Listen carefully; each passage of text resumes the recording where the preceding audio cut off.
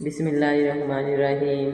अस्सलाम वालेकुम वीवर, आप सब कैसे हैं? उम्मीद करती हूँ आप सब खैरियत से होंगे। अल्हम्दुलिल्लाह मैं भी खैरियत से हूँ।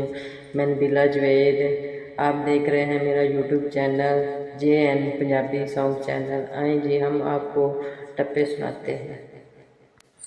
कोई जोड़ी वे पखियां दी, कोई जोड़ी वे पखियां दी, एक माया उंज सोना, दूजी रौनक अखियां दी। एक माया उंज सोना, दूजी रौनक अखियां दी।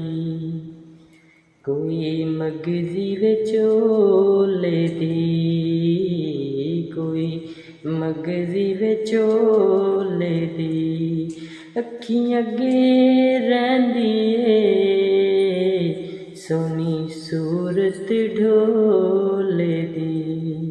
अखियां अगे रहिंदी ए, सोहनी सूरत ढोले दी।